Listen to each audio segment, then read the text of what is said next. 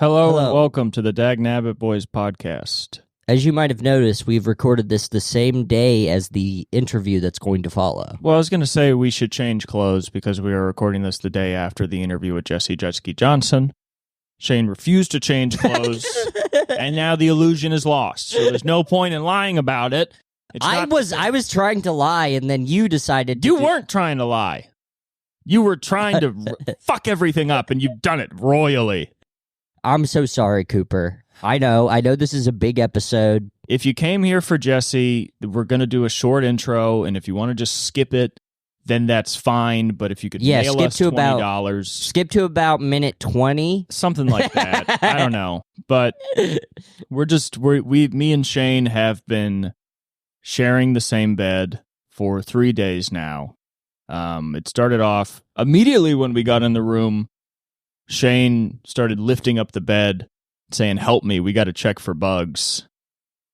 Didn't find any bugs. We did not find any bugs, so if you're watching this, you can stay at the Wild Palms Hotel. No bugs. Yeah, you didn't trust this. Yeah, I don't trust any hotel rooms. I think that's fair. I mean, I get that. I feel like that's a big difference between you and me. I show up to the hotel like there's probably bed bugs. It's not that I trust the hotel. It's just that when it comes to germs, I'm just like, that just is what it is. You know? Well, I'm not. We didn't clean any sheets or anything. Like, we don't care about that. Yeah. I just check for bed bugs. Yeah, the bed bugs is a good check, but do you really think the Wild Palms of the Hyatt Corporation in Sunnyvale, California would do that to us? I read some articles about otherwise really nice hotels having bed bugs. I do hate when a fancy place has gross stuff. But it's not like bed bugs live on homeless people that were able to scrounge up enough money to buy a Motel 6. Like, it's not like that's where they're from. Where are they from? I don't know. Yeah, exactly. Anyway, I feel like because this is a pod, because the intro is people watching that want to see Jessie, we could tell some Jessie stories from today. Well, we went mini golfing today at Golfland. Sunnyvale is such a boring fucking place that the biggest review we've gotten of stuff to do is a local mini golf course. And we went, and I got very, very mad. Shane and Jessie tied with scores of 74. I blew them out of the water with the score of 52. Thank you very much. Felt great. Absolutely demolished them by 22 strokes. Shane was legitimately angry by, I think, hole 4. And, I will say, I think you felt a little bad about being anger. You were being anger. But you haven't seen me on a real golf course, because I will sometimes go real golfing. And I've screamed, kicked the bag. I've walked off. One time I went alone, and when you go alone, you have to go with strangers. Yeah. On the second hole, I walked off. Yeah. And they were looking at me like, what? I mean, honestly, it was so weird to them. I was like, I'm leaving. And they were like, okay. I, at one point, had the impulse to throw everything I was holding, and then I looked at Jessie and was like, this is, I can't do this. That's good. Yeah. You controlled it. I think you did throw your hat down. Yeah, I threw my hat down. That was like the most southern thing I've ever seen you do. You got angry and you took your trucker hat and went, man. You were all pissed. It is funny when that will come out in front of you California libcuck. Yeah, I mean, I just get mad in a California way. Fuck. But I'm like, I gotta go to a urinal and spit my dip out. Yeah, you got real folksy angry, You were like, you were like kicking the dust, you know what I mean? This is almost poetic to see the kind of anger that you espoused. And you stayed angry the whole time. Oh yeah, it was very uncomfortable for both of you. It wasn't uncomfortable. I mean, we were just making fun of you to lighten the mood. Because yeah. I think as rude as it can be to make fun of somebody who's angry, I think it would have been worse if we were like legitimately feeling bad for you for 14 holes of mini golf. I mean, I figured a baby game. Yeah, I figured a game where there was literal children walking around. Yeah, children walking around picking up our balls. I mean, children walking around. You had to tell me to stop cussing really loudly. I started cussing loudly. I was pissed off. There were a lot of Chinese families just walking over holes when they could have gone around, and they chose to walk over the holes we were playing on. We got lapped. I mean, we got passed up. We were on the first hole. A Chinese party came up behind us, immediately jumped in front of us. Before you know it, they were like 5 holes ahead of us. I don't know how goddamn efficient they are at mini golf, but they were crushing it. I mean, they're just kind of good at everything. And I mean, as I think I've been saying for a very long time, is that China's going to take us over, and it's going to be sick. I saw it today. They absolutely took over mini golf. The thing is, it's like a lot of people, they're like, sad Western civilization is we're going to be replaced. But you see how these guys play mini golf, you're like, maybe we should be. Obviously, they're better. Yeah. I mean, every Chinese person is a born alpha. Yeah, I mean... A baby picked up Jessie's ball, threw it away. The mom did not even look at us. Just looked at the baby like, let's keep it moving. So keep this known about... I want to break this down. A child picked up a celebrity's ball, and we couldn't do a damn thing. We couldn't do a damn thing. And Jessie has cachet. She gets recognized. People know who she is. Not the Chinese. I mean, that's probably why you're watching this, is that you know who Jessie is, and you're like, who are these guys? And you're probably going to say something about, like, this is the school shooter crew or something in the comments, which is very funny. It's really funny. Yeah, I mean... Anyway, do we have anything we should say? What other background context do we need to give about the interview? I don't think we need... just a fun little intro, I've never shared a bed with you. The first night, Shane did not bring a shirt to sleep in, so he slept in a button-up shirt. That is addressed in the interview. Also, something we didn't get to say in the big monumental interview was that we did try to go to the Apple campus, and the Apple campus has a lane that is marked as for guests. So we wanted to walk around the Apple campus. The big, it's, on your phone when it says weather, Cupertino, that's where we are. So we tried to go there. We went to the guest lane. We showed up. Jessie was like, hey, I'm a comedian at Rooster Tea Feathers. They were like, we don't give a fuck. And that didn't get us anywhere near the Apple campus. And I was like, okay, well, how do we get out of here? And she was like, I'm going to open this gate. You're going to go straight. And there's a gate in front of you that will open and you can go. And there was nowhere else your car could move in this lane. It was really just in and immediately out, which means that Apple campus has so many unwanted visitors that they have an entire lane marked as guest to trick people into getting in, being told they can't be there, and then immediately leaving. Like, the gate was opened and there was already another guy 50 feet ahead, like, come on, get out. Like, it's just a revolving door of people they don't want in.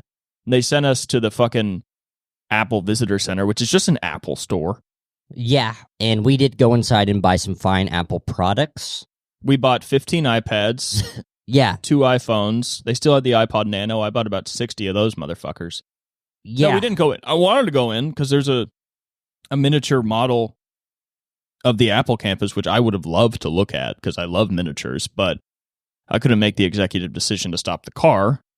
Lo and behold. So. Yeah, well, as we've addressed in the interview, Miss Jessie has been completely, we've reached slave status with her, and that's completely consensual.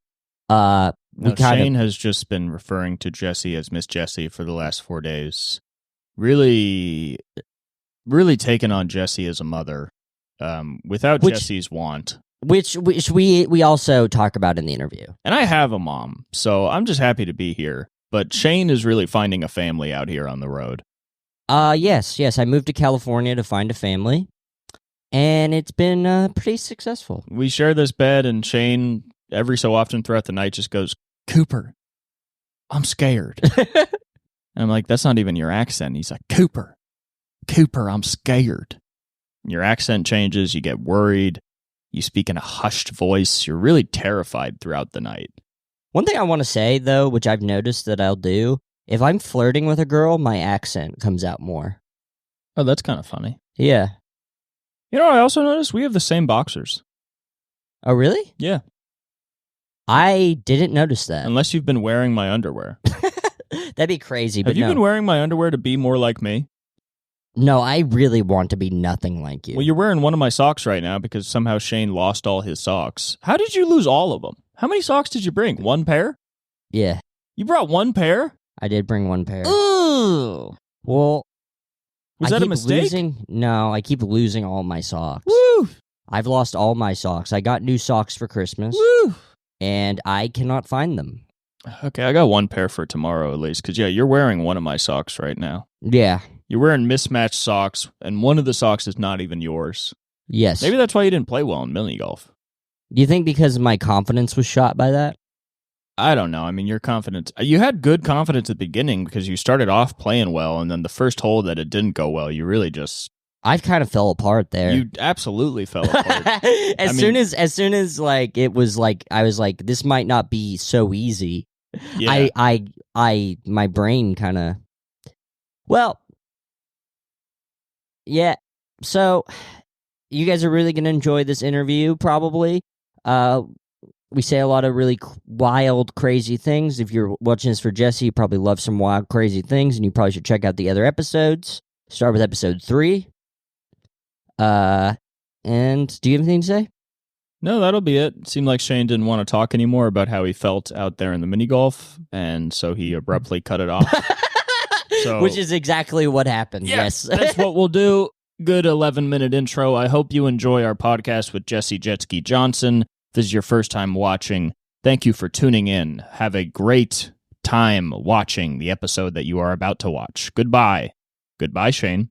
Goodbye, Cooper. All right, you guys ready? Check. Check. All right.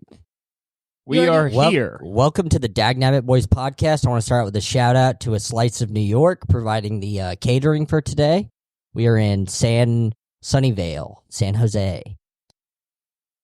We have one of our most esteemed guests. You may know her from the Kill Tony podcast, the Bad Friends podcast. She is a paid regular at the Comedy Store, tours all around the country. We're currently featuring for her in Sunnyvale, California at Rooster T. Feathers Comedy Club, home of the iPhone. Give it up right now for Jessie Jetski Johnson. Wow. Thank you, guys. Is there anything you have to say, Miss Jessie?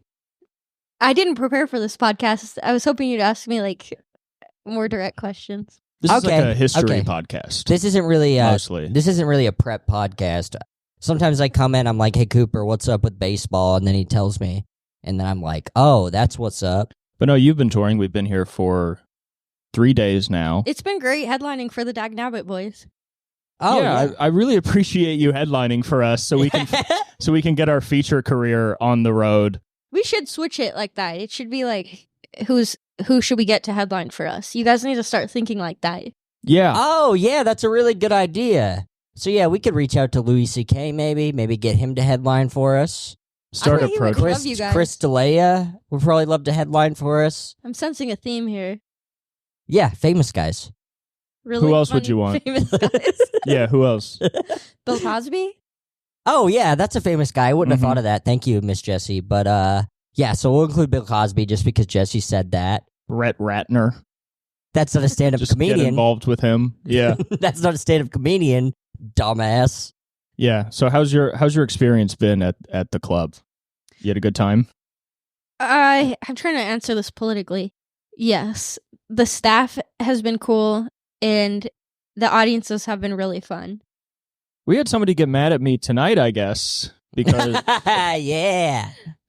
I've been opening the shows. We're in Sunnyvale, San Jose, which if you don't know is right near the Apple campus. And also it's California. So the shows have truly just been half cool-ass Mexican people and half tech people. So I've been starting the shows by saying that. I've been saying that, yeah, that's what you guys have in this town. And the Mexicans love it, and the tech people love it. And then I make fun of the tech people for being nerds. But apparently somebody at the show walked out tonight and accused me of racism. Is that what the lady... Mexican guy. That's what It- one of the managers told us that she didn't know how racist Cooper was, but she was just kidding. And then told us how a Mexican guy left during that. She also said that she would have assumed I would have been the racist one. That was implied. Yeah, she thought it was you. Yeah, but I guess because the guy heard your joke and was like, ay, ay, ay. And he, Yeah, he said, I like the host, but ay caramba, this feature yeah, is ay, not Dios okay. mío. I don't think he was listening to the joke because I was saying that Mexicans are the best comedy audiences. But I think some people, if you just mention them in stand-up, they're like, what the fuck? That's why I don't mention anybody. You don't bring up anybody. I don't bring up people, places, any kind of noun. And You're it keeps a it noun. safe. Yeah. And safe is good for comedy. Yeah. I would consider Jetski a verb comedian. She talks about running. You only talk about action. Yes. You talk about motion. Yeah, very little prepositions as well. Yeah. Oh, yeah. Prepositions can suck my fucking dick. Can I say that? Can I say that? It's your pod. I don't know. All it right. smells in here a little bit. What does it smell like? It's like pretty stuffy. It is stuffy, Have you guys right? ever, you can open those windows. You can open the windows? I've Yeah. just been using the fan on the AC. No, that's the only thing I like about this hotel. Yeah, is that you can open the windows. And really Okay. So we can smoke inside. Cooper's been informing me not to smoke inside just because he used his card on the... Well, it's not a smoking room. Me and Shane have been sharing a bed for 3 days now. Yeah, it smells like Yes. it. Yeah, we have been. I mean, it's fun to just do these shows and come back to this room and just fuck. I mean, just fuck the shit out of each other. I mean, you're going to notice this podcast becoming increasingly more awkward as our... which we're not going to do a relationship. That was one thing you laid down. That's the one thing is we're fucking only. We're trying to find people to headline for us. And yeah, to just keep going like this. Yeah. Cooper, you told me that you don't believe in love, so... Like, this can never be anything other than physical because all human interactions are purely physical. Yeah. So, Jessie, I thank you for giving us the opportunity to explore that. You're Thank you, Miss Jessie. Yeah. We're in a different place now. I saw you guys together, and I'm like, what a great duo. And you're so funny, and I really wanted to bring you on the road and just, like, to open the shows, but also, like, I just thought they just gotta fuck. Yeah. And I'm glad it's happening. Yeah, because Thank you, Miss Jessie Hitch Johnson. What's that Let's about? roll it back. Will Smith, And the movie Hitch. Okay. Do you not know the movie Hitch? No, I know it. You're playing. I didn't. I missed the hitch. I missed it. Yeah, I would refer to her as Hitch. So, what do you usually like to do on the road? How do you fill your days? I like to get my feature in my opener day. Fuck. Yeah, because you did Why do you do that? I don't know. I just it is fun though. Headliners all have a thing in comedy.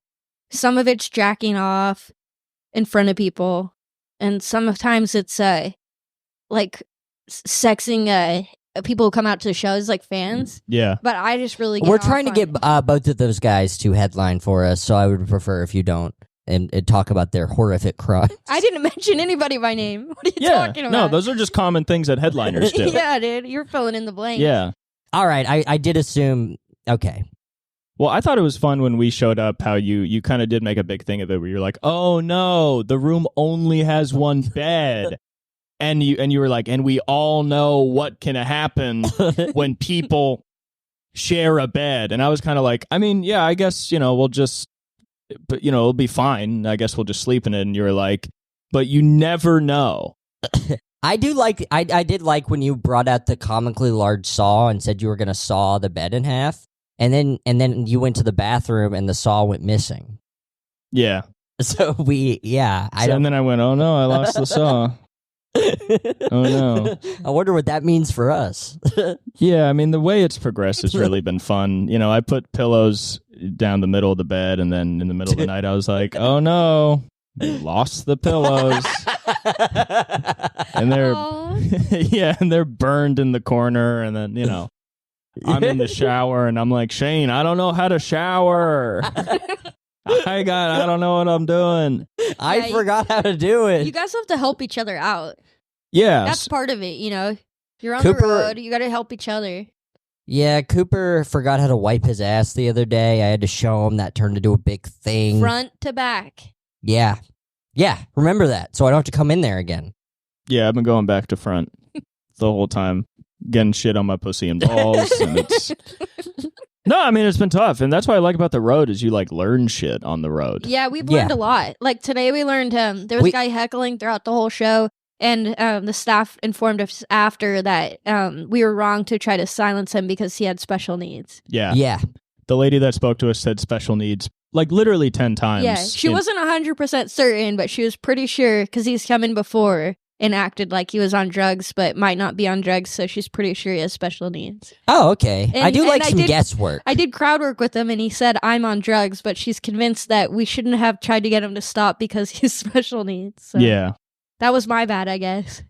Yeah, we've all fucked up this whole week. It's kind of on our bad. What do you do, though, if somebody is like that in a show? Like, you got to be sensitive to their disability, if that's true. I don't think this guy was. Maybe he was. I'm sensitive to that. But let's say somebody really does have it, like Tourette's or something. You just have to, like, There's a funny story be about sympathetic. Gallagher used to, with the sledgehammer, the original reason is he was smashing R-worded people's heads. And they said you should do that with a watermelon. Instead of that. Yeah, I mean, Yeah. I think if you're like a guy with Tourette's, you've had it your entire life. So, like, you probably don't go out to movies. And I don't think you do go out to comedy shows. Because have you ever experienced... I mean, you talked about how there was a comic in the scene that had Tourette's, but have you ever had an audience member at a show with, like, Tourette's or, like, a condition that makes you... There was one guy I was opening a Bad Friends show, and it's like a theater with 3,000 people, and right in the front row, this guy kept shouting out, and I was like... I said something to him, and then I looked, and he was like a veteran, clearly in a wheelchair, and I was like, I'm going to leave that alone. That's a toughie, though, because that's like really tough. your brain is not okay, Yeah. but it is like you understand you're supposed to be quiet in shows. And I just think he was a veteran because he was older in a wheelchair and had a lot of American flags on it. I didn't like ask him. It'd be funny if he wasn't. I mean, if you do get paralyzed on like a roller coaster, it's so sick to just deck it out in American flags and just be like, yeah, I did it. This happened in America. I did it for the country. Oh, I'm wearing camo. I'm a hunter. Yeah, no, I'm I'm a just wheelchair a hunter. hunter. Yeah. I did say thank you for your service. Yeah. I mean, it is tough if it's a veteran because I was reading that brain book and he was talking about how like people will get certain like frontal cortex injuries that will then like inhibit their ability to stop certain behaviors. So it is one of those weird things where it's like, okay, maybe you don't have Tourette's, but you might have like cortical damage. Yeah, and this wasn't like, again, it was a big room. So it was like, yeah, we can all enjoy the show, and if he has a thing, I can be sympathetic to that. But this room fits 150. It's like a very small room we were just in. Yeah. And when somebody right next to the stage is yelling out through the whole show, and everyone around him is clearly annoyed because they paid a lot of money to come out to the show, what do you do? And these are the breaks of a young headliner. Yeah. It's like you have to do these. I mean, it's like all I really want to do is have my opener and feature fuck, and I got to deal with like this kind of shit. Yeah, and it's already hard enough to get an opener and a feature to fuck because it wasn't that hard. Well, usually I don't get to bring two people who know each other. Yeah. A lot of times, if I can bring anybody, it's just one person. So the host is a local comic I've never met before, and getting them together it's challenging. Yeah. Oh, yeah. I can't wait till the New Yorker article comes out where it's like a young woman in comedy is like, Jessie made me share a hotel room with a 40-year-old man. And then you have your response and you're like, I just love. And that's how I stay busy on the road. No, I don't apologize for anything. You don't talk to the press. No, You don't I talk talk to to him. You talk to him and you say, I don't give a fuck about that, actually. Next question. Yeah. Ask me about some dates. That's what I give a fuck about. Yeah, but that is tough, though. Like, especially like when you're... How long have you been headlining now? Is it 2 years? Yeah, 2 years, like, in clubs on the road. Yeah. Before that, I'd been headlining, like, bars and wineries, you know? Right. But I'd say about 2 years, people who know me coming out to the shows. Yeah. And it's at, like, a legit club. Right. It's a tough level to be at, because I'll talk to you and I'll talk to, like, Dan Donahue, who, it's like that... The entering the headliner stage is tough because you have to do these like smaller clubs, and then sometimes the staff will just be like, yeah, that sucked. And you're like, yeah, it did. Like, are you going to fucking do anything about it? Yeah, the monitors have been off for the last 2 shows too. I got to do something about that. Were they not Were on they tonight? off? Yeah, were they? I couldn't need 'em tell. up. I need them up a little more. I feel like I can't hear myself, so I feel like I'm yelling. I could hear it tonight, but... I was also really mad at that. It wasn't just that guy yelling out. There was everybody at the club has been just yelling out. Not everybody, but like a couple people at every show consistently. And I was getting mad, so I was talking louder, and it seemed to be doing better for the show. Yeah, sometimes you truly it just is- have to talk over This them. was like It my is best- crazy. They have the screen and it says all hecklers will be removed. We do not accept hecklers. Yeah, because they're like, nah, that guy's got special needs. Anybody Yeah. who heckles. Yeah, there's a little asterisk that says if you're retarded, it's fine. If you have special needs, then you can do it. Yeah. So what are you gonna do? A lot of the hecklers I've noticed, like on this trip, are like people that are trying to be funny, which is kind of the most annoying. Like, I'd rather have somebody just be like, fuck you. Because then it's like Yeah. more direct and it's like, okay, you're not even trying to be funny. We can talk. But like I said, I quit drinking and then the guy was like, boo. Which is still like trying to be funny where it's like, do you really feel that way? And then you just have to be like, okay, well, I'm glad you did that. Oh yeah, like the guy who goes, I said Bill Clinton was on Epstein's Island 26 times. A setup. So Yeah. I paused for the punchline, and in that pause, he goes, rookie numbers. Yeah. And I go, what do you mean by that? And then he goes, Yeah. Yeah. I was like, why are you scared now? Yeah. It is Yeah. funny to just be like, I've molested way more kids than that. And Well, then yeah, you're it's like, hey, sorry, excuse me. And you say it loud enough so the whole room can hear you. And when there's a follow-up, people, I mean, no one's ever scared of me in my day-to-day life. But when I'm on stage, if I just ask a simple, I'm sorry, what'd you say? Men look so terrified. Yeah. Kind of like it. Well, of course. I'm getting a taste of power. What's not to like? Yeah. They're like, And because they have no power. Because they don't realize that it's like, in that context, anything you say is perceived through the lens of trying to be funny. But anything anybody else says, they're still regular people. So then when they try to be funny, it's like, well, all you did was defend pedophilia. Yeah. yeah. All like, you did was called Stephen Hawking a bitch or Bill Clinton a bitch for not fucking more kids. Yeah, Yeah. That's crazy. And then one guy on this last show, he had his foot on the stage, and about 10 minutes in, I go, are you comfortable? And he goes, and in his head, I heard him go, sorry, Miss Jessie. Yeah. Mhm. Shane's been calling me Miss Jessie all weekend. She loves it. Yeah, Shane's had a bit of like a kid from a troubled home and is sort of... Which, as anyone that listens to the podcast know, I am not a kid from a troubled home. No, He's a Shane, man from a troubled No, home. no, Yeah. I am not. I was not. I had a very good childhood. Shane is from the Pacific Palisades. He And had a really and nice my life. house did almost burn down, but we hired private firefighters. We gave them about 15 cents an hour to make sure the fire didn't touch us. But yeah, Shane's been doing a bit of a baby bird thing. Yeah, she bought me clothes and I'm she's bought me enabling it. food. Yeah, you did buy Shane clothes. I bought him a shirt at CVS because Cooper told me, like, as a concerned friend, that he's been sleeping in his business clothes. It was very funny. The first night, Shane did sleep in a button-up shirt with the collars and the cuffs, like, cuffed. Like you were showing the inside pattern, like you still might go out. Yeah, you truly look like a man cheating on his wife. Like you had... sleeping in a button-up I mean, shirt this is a very crazy. cheat on your wife hotel. Yeah, it is. I heard someone fucking on the floor above me the first night of us here, before you guys got into town. Actually, maybe it was you guys. We were in the floor above Now you. that I- Yeah. We actually did get here the day before, and we did drive back. I Yeah. heard you guys, but I didn't hear any noises. I just heard, because they're spring beds, and I just heard the springs for like 10 minutes, and then I heard footsteps loudly go to over here, and then I heard the shower kick on, Wow. and it was pretty I Wow. felt pretty lonely that Yeah. first night. Had sex and then straight to the shower. Yeah. Yeah, I mean, that it means felt you don't gross. like sex if you don't want that stink to linger a little bit. Well, I was wondering if anyone else was up there. It might have just been one person. Just going crazy. And oh, you think the guy was jumping on the bed and then got exhausted Yeah. and went yeah. to take a shower? There is something about hearing sex that makes you feel so lonely. Even if you had sex the day before, if you hear somebody else fucking like in your apartment or in a hotel room, you're like, man, I'm not fucking anybody right now. Yeah, and this town is weird. I heard a guy just Yeah. loudly fucking a stripper in a strip club one time. I was like, huh, you can do that? You're looking around, you're like, what the hell's going on? This is an odd town. It's if you don't know anything about Sunnyvale, which would surprising if you don't.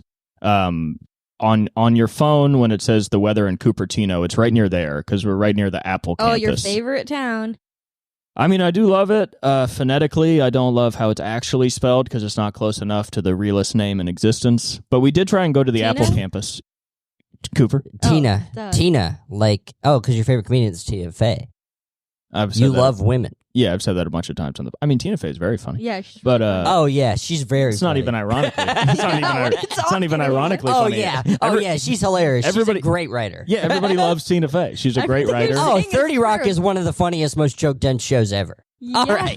Yeah, it definitely. is. Yeah, and she contributed a lot of great characters and sketches to SNL. Yeah, definitely. Yeah, she has a huge legacy in comedy as a writer. Yeah, she won a Mark Twain Award. They ought to give her a Mark Twain Award for all that. She did? She did. I mean, it would make sense if she did. She's a legend. Yeah, I mean, Do you yeah, like Tina Fey, Shane? Because you seem to be pretty Yes. familiar with her work. Yes, I've said Yeah. multiple times. You're just saying it all pretty facetiously. Yeah, it sounds sarcastic. Yeah. Well, you guys just don't understand. You're not on my wavelength with how I'm talking right now. Right. You think Tina Fey would be?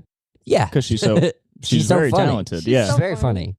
She's so funny. Yeah, I mean, this podcast is pro Tina Fey. You guys should get her to headline for you. Oh, that would be dope. Does she do stand-up comedy? Does she Maybe do- for you guys. Yeah, does she do stand-up? I don't think she might so. for you guys. She might come out for the Dagnabbit Yeah, Boys? I don't Maybe? think she does stand up, but Do you she think we might. could get her to do Liz Lemon? As like a full hour of Yeah. yeah. The worst she could say is no. Yeah. That is the worst a lot of women could say is no. Shane has been... He just did a rape joke. That Yeah. wasn't actually a rape joke.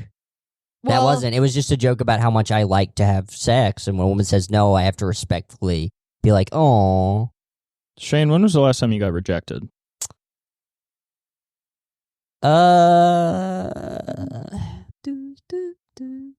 It's been a while. You were talking to a lady at the club tonight. The manager? Yeah, but No, I wasn't. not the manager. I wasn't talking to her like that, but like rejected. Maybe it's like your sarcasm thing, like you don't hear yourself. You might have been talking to her in a way that Cooper thought you were hitting on her, but to you were just talking to her normal. Like, Yeah, How was he talking to her? Well, it didn't seem like I took a phone call, and then when I came back, Shane and a member of the staff were chatting it up and seemed to be having a nice talk. Let me guess. Yeah, we were. Were you talking to her about pizza? yes, I did. Because one of the staff members said, Shane's ordering pizza tonight. And I said, I know. He's been talking. You told her you were ordering pizza? That's what they were talking about, That's dude. I'm telling you. crazy. When I came back, I think she literally said word for word, you must have been doing some bit, because she was like, I didn't know that's how crack cocaine felt. No. We were talking We were about. talking about crack. No, we were talking about cigarettes actually, and she said that she smoked American Spirits Black, and she said that it smelled like smoking heroin. And then I told her that I got Marlboro Reds from Argentina, and it was like I was smoking jet fuel. And then she laughed, and then she said that made some comment about like smoking cigarettes, and she's like, I never done crack, but harsh cigarettes. It really had nothing to. I wasn't doing a bit. We were just having a conversation, and then he showed up and fucking. And then she left immediately. Like it was, she left. And I was going to get my stuff and go in to watch Jessie's set and give you guys, some space to talk, because I didn't know what was going on. Were you guys in the green room? We were in the Yes. back. Yes, in the very cold outside So area. there's no green room. Yeah, and she the came back shows have been- outside and just started talking to me, and we had a nice talk about pizza. Okay, well, let Jessie explain. You interrupted her on our podcast. I'm so sorry, Miss Jessie. That's all right. I am so excited next weekend for Jolis to get there and hear what he thinks of this club, because there's no green room and there's nowhere to stand inside the club. So they told us there's a hangout spot for artists outside, and it's, how cold was it today? 40 degrees? It was, yeah. It was. It was like it was 50. It probably got less. It probably got even colder because I checked the temperature outside at one point. It was like 53. It was so cold out. I was out there for 40 minutes in the cold, and my trumpet was freezing. My hands were cold and icy. And then, it's just, it is what it is, but It's the kind of cold where, like, you sit on the cushions outside and the cushions are cold. yeah. And then, like I was on the phone and, like, you realize you can't feel your hand Yep. because it's been outside a lot.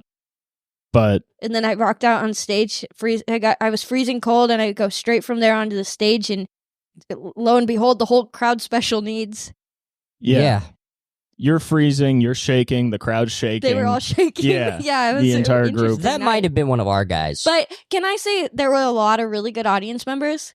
There Yeah. were we did the meet and greet, and it was so crazy. Some lady made me bracelets. And Yeah. it was so sweet. And Oh, another the fruit. lady brought me like she made these Funko Pops of me, and I signed them, and then a man gifted us a bag of fruit. A big bag of I fruit. felt like put I the felt bag like of a fruit? god tonight. The bag of fruit's like right behind Jesse or something. It's like right over there. But yeah, it was a bunch of apples and oranges.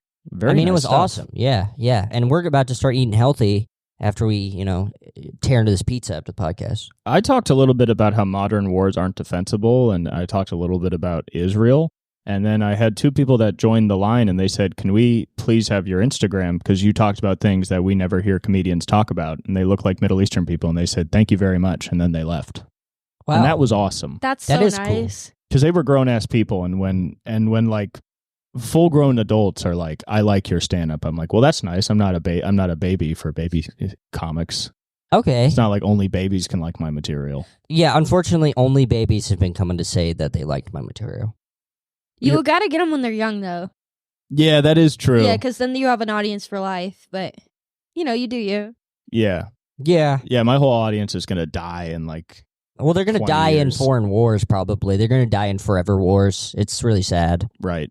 Cooper's my favorite comedian. That would be so sick if I blew up, but my entire crowd was like 80 years old, and the club's like, what's that about? And I'm like, I don't know. And clubs don't want to bring me back because they're like, I don't want to get 2 drinks. Oh, yeah, they're really about that. Yeah. And after every joke, they go, what? What? and it's, what? And I'm like, I said modern wars aren't defensible. They're in the interest of oil and other countries. And they're like, hey. I mean, you get a lot of nurse pussy, probably. Sure. A lot of their nurses would show up and just be standing right next to the guys. Yeah. But then all the neoconservatives are going to come after me because of my dangerous rhetoric. Oh, yeah. I'm really making an impact.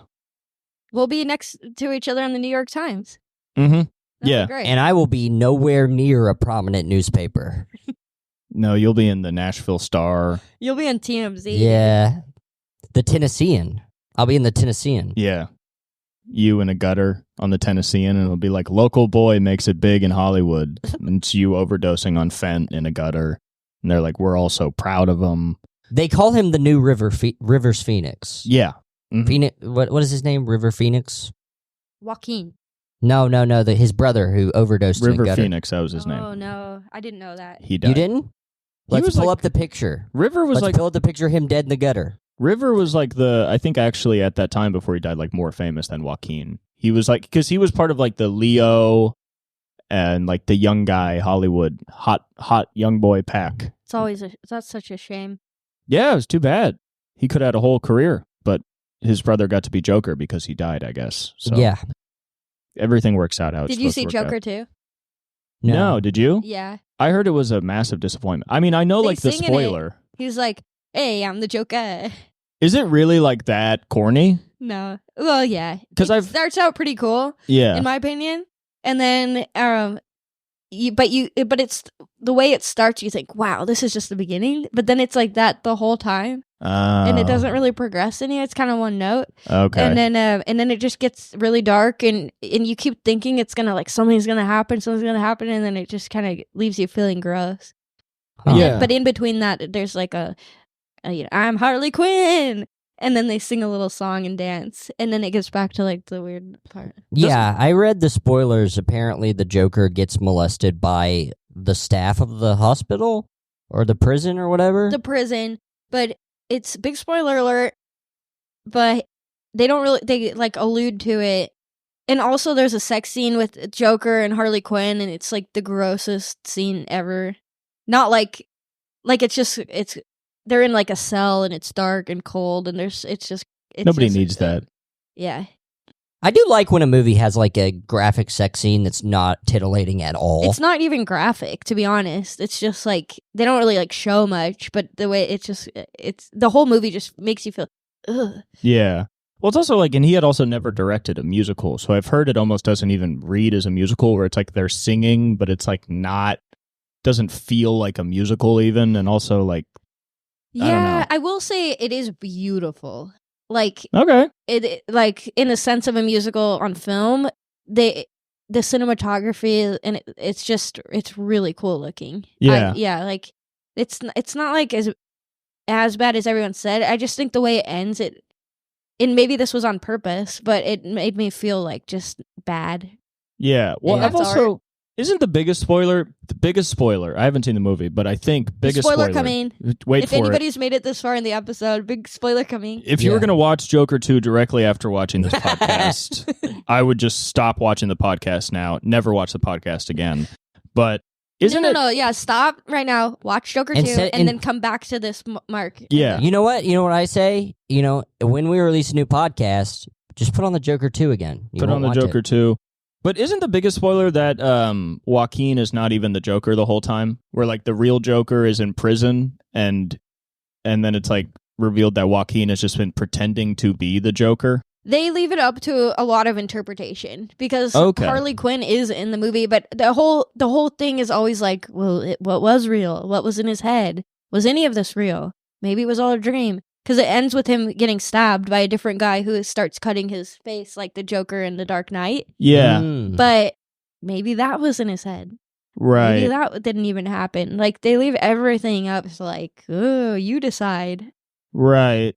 And then, yeah, I don't know. There's but so Harley's character bothered me because I like Harley Quinn a lot. And I thought the Harley Quinn movie was really good. The Birds of Prey movie. And yeah, I just didn't like her character in it. Well, Lady Gaga, she's Harley Quinn in that, right? Yeah. Doesn't she purposefully sing worse than she's able to like affect a Harley Quinn, like how Harley Quinn would sing? She doesn't sing bad, but she doesn't sing like Lady Gaga. Yeah. Which is like, so iconic. But it's not like the singing's bad, but it's just she makes Joker like her bitch the whole time. And in my understanding, like reading the comics and the Harley Quinn movie, it's like they're in love together and she's like crazy about him and obsessed with him. And in this movie, she's more like using him as a political piece, like a political mouthpiece, and like trying to manipulate him to do what she wants. And I just don't ever see that storyline in the comics. It's usually like she's madly in love with him and obsessed with him and just crazy things with him. But it seems to me like the point of the movie was like more of a reaction to the response to the first movie. Yeah, I could see that. I thought it could have been like that. Like they were trying to diffuse the like anarchy calling. Or like the incel fans of them by being like, actually, this guy's a cuck. He was a big cuck in the movie and that bothered me. He was a cuck, and if you're a cuck incel, then you'll get molested in prison. And that should be a lesson to everyone listening. Which is crazy because we have a big incel following. If you pop off in the outside world as a little cuck and then you go to jail, you just get punked out. And then you don't get to be cool anymore. Yeah. But I guess if you do a mass shooting, you're not in like general pop. But at this point, there's been so many mass shootings, they might just have their own block. Oh, of yeah. Just fellas all hanging out that all did mass shootings, the mass shooting block. Oh, you think they're ever just like, man, people actually aren't that bad? Because I'm hanging out with all these dudes, like-minded dudes. We could have just met and chilled and... I don't know. They don't follow up with those guys a lot. But there's a lot in Southern California, so probably if there is a block, there probably is one in California. Right? I mean, there's got to be some block where there's multiple... I don't know. Because California, I think, has the most. What if I just slowly walked away and then you guys just started fucking in the bed? Well, that's what we've been waiting for, but we'll probably say like, hey, the podcast is done, but I'll secretly keep it recording and I'll be kind of winking at the camera and I'll be like, the podcast is over, and then like, bye, Jesse, and that'll all still be on camera, and you'll walk out. And then it just fades to and Joker me and too. Cooper, you know how so I want to explain the situation with the Weeknd. So the artist or the actual? The actual Weeknd. So we've cut ties with the Weeknd, the singer. Oh. Yeah. So we have been doing, so it's a 20-minute host set and a 20-minute feature set. We've been swapping each night. So in order to keep to that, me and Cooper have been switching. So there's not a bottom and there's not a top. We're both switches in this relationship. Yeah, we've been versatile. Both you've been on doing and off that stage. at night in bed too? Mm-hmm. Yes. 20 minutes each? 20 minutes on top, then I go 20 minutes on bottom, and then we go back and forth. And I was telling Cooper last night when he was fucking me at the ass, it's like, you never told me how good this is. You're bisexual. I'm a straight guy. I never knew what this was. Well, I didn't want to sound like a weird fruit that was trying to seduce you. You know what I mean? I just figured you'd find out on your own time. Well, I mean, even when I was a straight guy, which I'm still kind of am. Oh, brother. You can keep lying to yourself, but this weekend, definitely not. But You never let us know, and that's what's crazy about gay people is they'll never let us straight guys know what sort of joy they're experiencing at all times. Well, if you tell that to straight guys, they go, "Are you trying to fuck me?" And then they kill you, and so you can't. It's like, knowing that bottoming is good is like having some sort of fun secret that if you tell people, they shoot you. In a hate crime. Well, you also never told me that when you take the penis out, the butthole farts like a vagina does. All right. We have a guest. Oh, I'm so sorry, Miss Jessie. But no, it's my pleasure. Yeah, that's just kind of what we do on the pod. That's what I didn't. Really? Yeah. Ah. It's a disgusting pod. Is it really? I haven't listened to an episode, but I knew it was good. No, I mean, I don't know. Yeah. You just felt the energy? Sometimes when it's just me and Shane, we'll do like ridiculous bits, That's my favorite kind of bit. Yeah, so we'll ridiculous ones. We'll just do stuff like that. But I did want to say my issue, because I saw the Bob Dylan movie, and my issue was kind of the same as Joker 2, where, as far as my understanding, Bob Dylan and Harley Quinn had like a codependent relationship where they would bounce off of each other, because she's also she's from Greenwich Village, and and Bob is, she's one of the first people Bob met when he moved there, and she really influenced his career. But then in the movie, it was this whole thing where like she was like writing the songs and like influencing the album covers, and hey, Harley Quinn. Yeah, they would have been so good together, Bob Dylan and Harley Quinn, if they would have came together. I am a huge fan of his album Blood on the Tracks, which is the first album he made after separating from Harley Quinn. My favorite album of Bob Dylan. Yeah, really? What the fuck? What was that, man? Yeah, Jesus Christ. We were talking about Bob Dylan. Yeah. I love him when he plays the harmonica. Yeah. What do you know things? So what's your problem? So I love him at the Newport Folk Festival. So there's you ever see that video of Royal Albert Hall when he plays Like a Rolling Stone for the first time? Yeah. I'm actually the biggest Bob Dylan fan in the world. When he says Judas, that's a reference to a real performance. That's you, dude. That's you. That's what you sound like. I just try to come on the podcast with my friends, which me and Miss Jessie are now officially friends as of this weekend. That's right. And me and Cooper are working on it. We're mostly business partners. But yeah, Tangled Up in Blue is about Harley Quinn's hair. Can I talk a little bit about the road, on the drive here? Because you did something really crazy. I would refer to it as the Denny's predicament. Do you remember this? No. What happened? Because you guys drove separately up here, so I didn't hear about that. Okay, so the Denny's predicament. We stopped at Denny's around 3:00, and we got our food. We got our protein Grand Slam as I was enjoying it. And Cooper left to leave. I had to go up front and pay for all of it, and I went to search for him.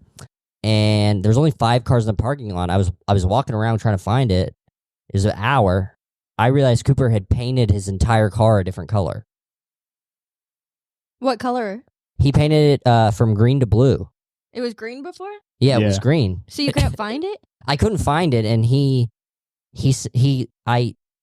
I heard from the sound of him cackling from his car. Cooper has a very distinct laugh. Yeah. Not many people have heard it. Not many people have heard the laugh. Yeah. That's Cooper's laugh. Yeah. So I found it, and he was like, "Oh, you're so lucky because I was just about to leave." So he's been very rude. I don't give a fuck. Rude.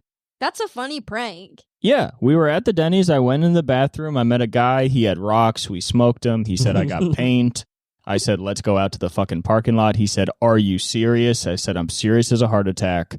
We went out to my car. We started painting that bitch, and we got it done quick, and you paid for the food. And I'd forgotten about the shows and Shane and honestly my whole life. Yeah, that's good crack. Yeah, and I was ready to leave with that guy and just live in Oakland and I guess just hoe myself on the streets or whatever the hell I have to do to keep getting more rocks. But then Shane came out and reminded me of I did like Bear. The work I have to do.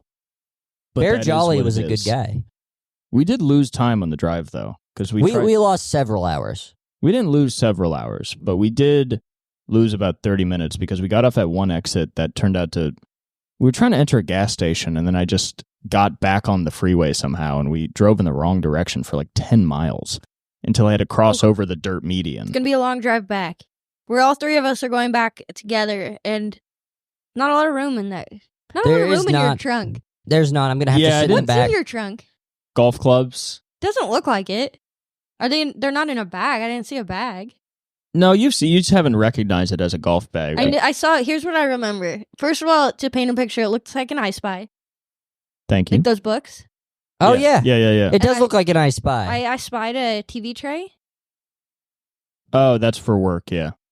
What do you do? I eat food in front of the television. I eat food. No, that's for the fundraising. I eat food in front of the TV, and I review Salisbury steaks on TikTok. So that's over.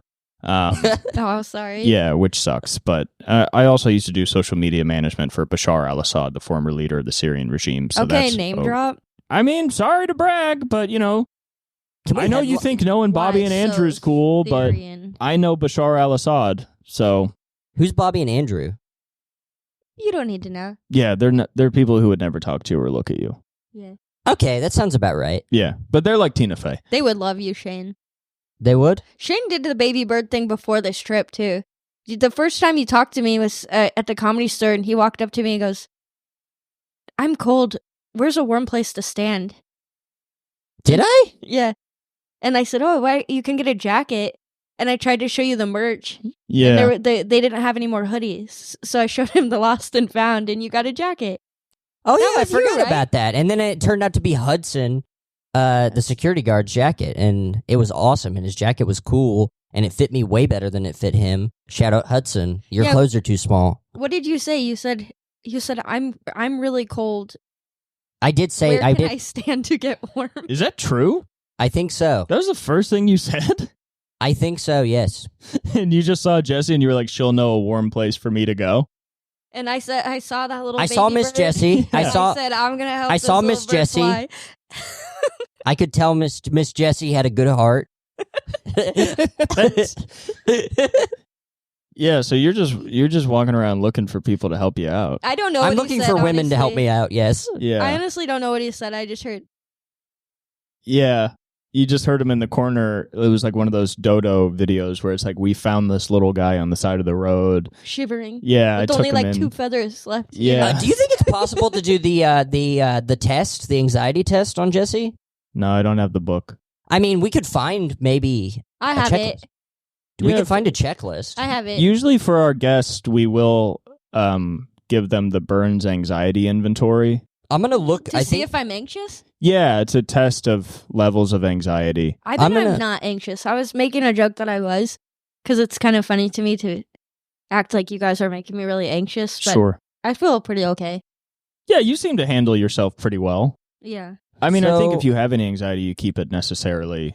I want to see if have I it can sometimes, find like Yeah. but I don't have it right online- now. You don't let it get away from you. What if I was like, I actually have never been anxious? I'd resent that. I mean, honestly, Everybody feels anxiety. Dan took the Burns anxiety inventory and it goes to 99 and he got a 6. Yeah, because I- Dan's like, Yeah. I Hey. found I did find it online. There's a calculator, so we could do Let me it. see. so there's 100 questions? There's not 100 questions. This is the Burns. Oh, it is. No, it's 15, right? Yeah. That's Or no, enough. That's sorry. enough. It's 33. Is that all right with you? Yeah. 33. Miss Jessie, do you want to take the Burns anxiety test? It's your podcast. It is something we will. It has become sort of a standard with our guests, and we're at 41. So usually we'll take the test around now and then have sort of a summary. You don't get this kind of stuff on those big fancy podcasts you do. These big old fancy podcasts. Those The big big old city those big city podcasts. podcasts you do. All right. Well, yeah. So essentially, this is just going to ask you some questions related to anxiety, and on a scale of 0 to 3, 0 being not at all, 1 being like somewhat, 2 being moderately, and 3 being a lot. So you'll answer how much you felt these feelings or physical symptoms within like the last week. Okay. Okay. Since the fire started? Well, see, that's the thing about this test is you do take it, really, because I bought a book, a cognitive behavioral therapy book. You're familiar with cognitive behavioral therapy? I know it a little. Yeah, it's essentially Brain behavior? pretty much, yeah. It's trying to retrain like your natural inclinations to things, which is funny because it also came up in this brain book, and that's why it's so useful because I guess you're actually doing is you're using your frontal cortex to speak to your amygdala to lower its stress and fear responses. And you can do that with cognitive function. You can respond to like emotional fear responses with cognitive whatever. My I'm brain retarded. just told me, don't listen to him. We'll take care of things. Yeah, I mean, if you got a good thing going, you don't need the book. But it is in the My book. brain thinks for me. That's good. I don't think for my brain. I've been trying to think for the brain. The brain is really just asking me to stop. Miss Jessie might be the most healthy guest we've ever had. Well, You'd have a very small roster of guests. we do have a small roster. We've been having a lot more guests recently. We've been opening up the podcast. We're kind of like North Korea. We've opened our doors. That's so sweet. Dan's probably healthier than me, though. If you can break 6, I mean, yeah. So this has passed several days. In the book, it says past week. I'm just going to say week. Okay. So in the past week, have you had anxiety, nervousness, worry, or fear? 3. 3? A lot? That's what a week ago I was on the plane escaping the fire. Yeah. Okay. Okay. Yeah. So, but this is an accurate test because this was an unusual week. See, and that's the fun of the test is you take it like kind of every week. So this will be fun. It'll be the fire edition. So of the think test. of this as your first Burns anxiety inventory, and then maybe next week you get a lower score. Okay. You know what I mean? Because it's used to track your emotions. Because a lot of cognitive behavioral therapy, and the book itself is trying to have a better handle on how you feel. Are you Instead guys of trying to figure out when I get my period? We were talking about that, but this is not what we're doing. that's the next test. Okay. Yeah. Okay. Yeah. So don't worry, not this one. Are But you having any cravings from 0 to 3? Okay, so the next question is: have you has your uterine lining left? No. So anyway, in the past week, feeling that things around you are strange or unreal. This is hard for me. I don't know if I can do 33 of these. Okay, so let's calculate. Maybe 0. Let's calculate so far. I'd say 0 because Let's calculate crazy this. things have happened. So all I the time. think Miss Jessie has a 3, which is a very good score. Yeah, I beat Dan. We definitely don't have to do the test. No, you can keep going. I'd have a really hard time. Any test with 1 to 5. I think she 0 to doesn't- 3, I think- it's- yeah. it's I think hard. Miss Jessie doesn't want to do the test. So let's finalize the score. You have a 3. That is, what is that? That's the winner number 2, right? Yeah. What does it say at the bottom if you have a 3? Total score 3. You have minimal or no anxiety. Congratulations. Thank you. Yeah. Wow, she is the healthiest guest we've ever had. Yeah. Now let's say our own scores.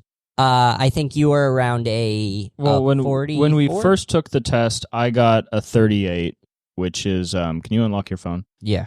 Yeah, so it goes from 0 to 99, so it has a big range of answers. So I got a 38, which is in the range of severe anxiety. Shane got an 82, from what I remember, But you which is just don't I think seem I got a like 90 actually. What? He doesn't seem like he has anxiety. well, yeah, he's in extreme anxiety or panic. So Shane's crossed over to the level of like, Post-traumatic stress. I guess, yeah. Well, you stuff it down really well. Oh yeah, a lot of people have said that about me. I always- haven't noticed it this whole trip. Yeah, I've always admired Shane for it. Yeah, I've told a couple stories. I didn't tell the real messed up ones, but I told a couple. Yeah, I mean, people that have usually been what Shane has been through will either resort to ruining their life with drugs or just do awful things to other people. So the fact that you just do stand-up and you're a bit of a mischievous rascal is Yeah. really Good great. job. Yeah. Yeah. Whenever anybody is like, oh, Shane's wild, I'm like, he could be a serial killer. Yeah, he's been through a lot, but also his parents are still together. So Yeah, so you They are. actually haven't been we through have anything. divorced parents. Yeah. I mean, your mom can try and kill herself in front of you, but if it doesn't, you know, I know you have that cheeky little story you like to tell about your mom slitting her wrists in front of you and how that's supposed to make you cool. But if she doesn't, Yeah, if she doesn't, you don't know what we've been through. Though. Yeah, if 2 she doesn't- Christmases have you done that? every year. Think about that. That does sound hard. I know you've seen the blood draw from your mother's wrist by her own hand, but you've never had to decide how much you want to stay at mommy or daddy's. Well, you know what's crazy is I genuinely don't remember because the blood got all over the floor. I don't remember if we cleaned it up. Like, I don't remember who cleaned it up. Somebody did, but I don't remember who. It might have been Probably- the ambulance. Did you dress this for the podcast? His side? Yeah. No, but I did notice it before we started, and sometimes I see stuff like that and I go, aesthetic. It looks like it's been placed properly. That's just how Shane's been living. Yeah, I live great. My side is a hydro flask, a book on brains, a map of the hotel, a wallet, and a water bottle that's been drank from to show that I've really got it all locked in.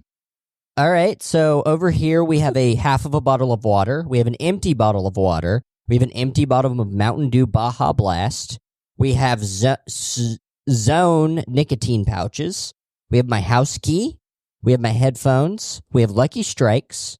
We have glasses. Are these my glasses or because I brought glasses? Yeah, those are your glasses. They were just on the ground. Oh wow!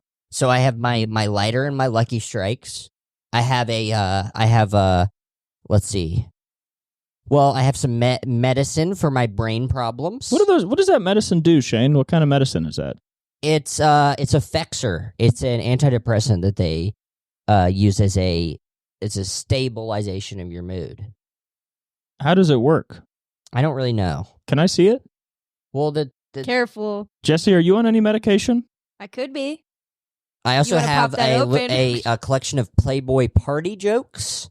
It's more Playboy's party jokes. I could read one. Jesse, if you'd like to hear. Yeah, read one. Read a good one. Let's see. Take with food. Peach and white. Marriage is a good deal like taking a bath. Not so hot once you get accustomed to it. That's good. All the jokes are a little dark. They're all a little pessimistic if you look into it. Well, I also have a collection of 2 novels. Marriage like a bad thing. Yeah. Which, I mean, you guys would relate to as the children of divorce. Do you think that's fading out of comedy, of comics talking about marriage just being a terrible idea?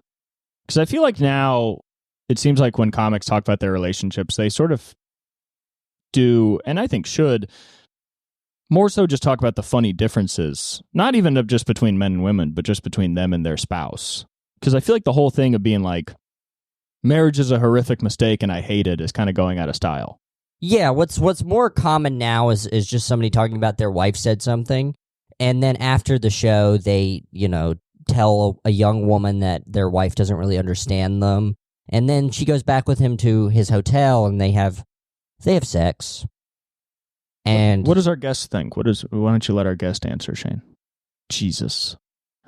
I'm sorry, Miss Jessie. No, it's okay. I'll forgive you. Thank you, Miss Jessie. What do I think about that idea of is it hack? No, I don't know if it's hack. I just feel like it's kind of going out of style. It's a tired premise. Yeah. But very few people are married anymore, except for Shane's parents. Yeah, what's up with that? Good. But most people, they're joking about their divorce now. Yeah. Or their second wife. Yeah. But it's never like, hey, I'm happily married. Right. Here's some jokes about how great my marriage is. Yeah. I mean, even that would be funny. That would be funny. I believe Jim Gaffigan has some, but then the marriage took a real turn when she got brain cancer. What a bitch. Yeah, very bad. Why would she do that? That is selfish to get brain cancer because the brain is where all the thinking happens. So yeah, and if you get brain cancer, you might start thinking wrong. Nothing worse than a woman who thinks and thinks wrong. Yeah, she might start. I mean, here's the thing we haven't talked about with Jim Gaffigan's wife. When she got brain cancer, did she become racist? Nobody's investigated. I didn't even know that any of this happened. Is that true? Yeah. That's really sad. Yeah, that's really sad. That would just be really tough because it would definitely affect your behavior. So if your spouse started acting like truly insane, it would be so tough to be like, I think you're going crazy. Because I think you're going crazy. Yeah, how are you still a good partner when you're like, your behavior has undeniably changed? That's marriage, though, Cooper. We'll never understand it because of our parents. Yeah, but maybe Shane can tell us. Yeah, have you guys considered maybe your mom's developed brain cancer and then it was quickly stopped being brain cancer? And then maybe that's why it didn't work out? I could ask my mom. I mean, she's pretty happily remarried now, but I could ask her if she has fucking brain cancer. Oh my God. And that's what made her go insane and leave my father because all he was doing was relapsing a lot. But it probably wasn't that. It was probably the brain cancer. Right? Yeah. Yeah. Yeah. Brain cancer does make you stop being chill with heroin. Yeah. Why did your parents get divorced?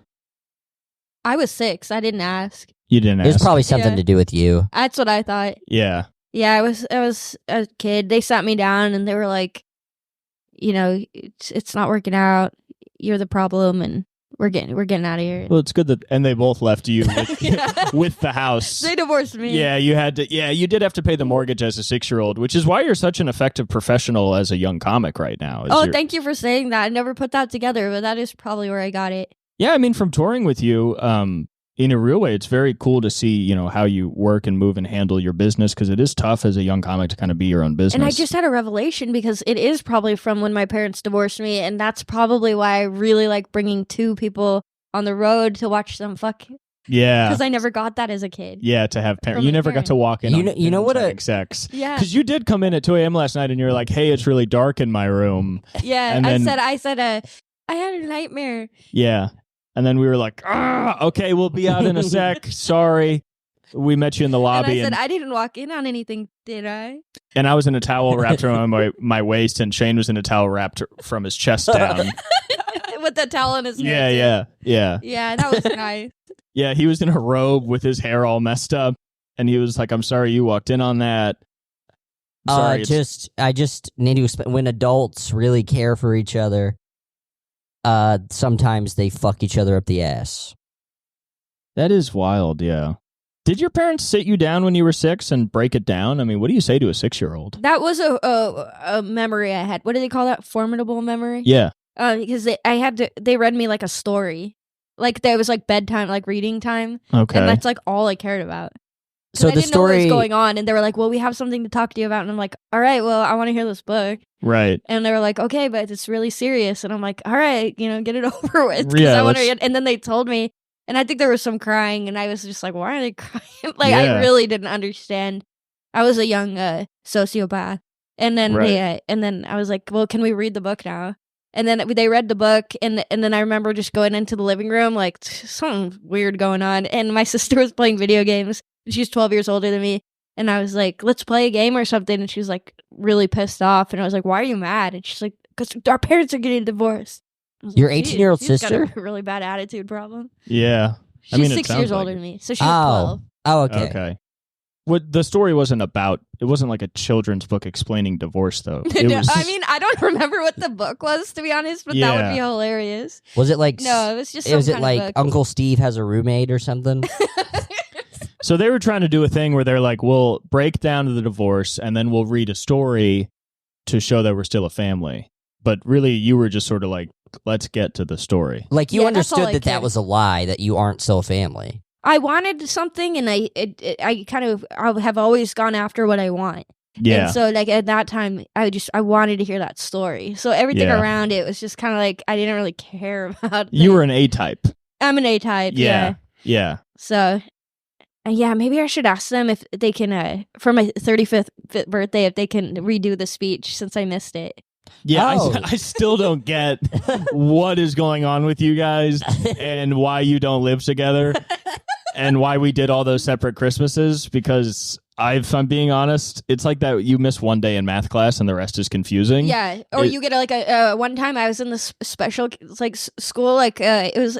They told me it was for like the smart kids, but I think it was all the weird kids they put in like a special class. Okay. Oh yeah, that makes sense. But we read like Lord of the Rings and stuff, and Okay. we did fun puzzles and things. And we'd meet one day a week from the regular classes. It was called like an advanced class, but I do think Yeah. it was like all the autistic people were like in a because they didn't know what to do with them. So like special ed, but not stupid, just oddballs. Yeah, like ADD, autistic, Okay. like they're a little different kids. Let's Yeah. get them grouped together and just distract them for one day a week for the teaching. Oh, Yeah. you went to Goofy class? I went to Goofy class. You went to Goofy school. and I Oh, remember cool. one day I went because I was like for a while it was every other week I'd switch parents, and then it became every other weekend. So there's just a lot of traveling going on and like and not a lot of consistency.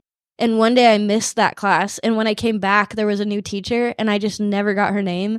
And I was too like nervous to ask, like, "Hey, what's your name?" So Yeah. the whole year I would just be like, "Teacher, excuse me, teacher," and I just could never address her by her full name. I feel like if you're the teacher in that class, you need to come in every day and be like, by the way, my name is Miss Abramson. If you didn't catch it and you don't feel comfortable asking, I'll just let you know. She was probably like, she probably never did say her name, and she knew none of the kids would have the courage to ask her or look her in the eye. So They're just like, this those little kids are just- joke. Those kids are going to know me by scent. Yeah, I'm not going to have to say my name to these kids. None of these pussies are going to have the balls to ask it. Yeah. I'm going to start wearing clothes with weird colors to scare them. I wonder how you get that job teaching the oddballs. I was never in any weird classes. I feel like that's how they haze the teachers. I think I was. Yeah, here's your class. Yeah, here's your dumbass class. Your class of weirdos. I think my mom never told me this story, but I guess she told me this recently, and it's very funny to hear, where I guess like the first preschool I went to, I made 0 friends. And then she took me to a new preschool, and then I made friends. My mom asked the aide, like, how's Cooper doing? And she was like, oh, good, he's hanging out with his friends. And she was like, he has friends? And then I remember in preschool, all of my friends were black. I was just going to ask you as a joke, but I was like, no, that's just a dumb racial It's joke. just real And ass I was shit. like, did she move you to a black school? You just would. It wasn't a black school. I was just only friends with all the black kids, and we had a dance crew. At recess, we would get together and we would dance. Wow. And I don't think I've been cooler since then. I think I've just been trying to get back to that point in my life. Do me a favor. So today I asked Shane if he could open the club we're at, Rooster Teeth, by addressing the crowd as, where my rooster's at, can I get a cock-a-doodle-doo? And Yeah. he did it, and they all did it back. It was awesome. So I think for tomorrow, just to have some fun, you should figure out a bit where you dance a little bit.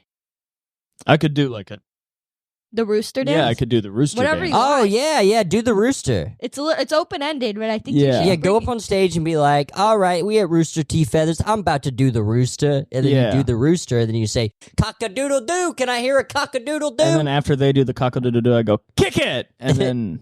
And then and the then- music comes back And on. you could separate the room into 3 sections, and then they'll do the doodle, and they'll do and then this side just goes cock. And Yeah. you can point at them. yeah. That'll be fun. And I spend like 10 minutes of the 20 minutes on that. Yeah. Where I'm like, and then this, okay, and then we'll switch. Now you guys say cock, you guys say doodle, and you say do.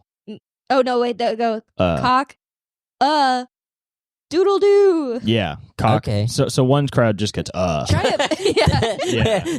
that's the special You give that to- needs yeah, part yeah. of the crowd. Yeah. Cock. That's where they'll have the, yeah. But definitely dance. Get back to your roots. I think it'll be good for you. Therapeutic. We didn't plug anything at the beginning. Do you want anything to plug? Any of your socials or any upcoming podcasts, anything like that? Follow me on TikTok. Oh wait.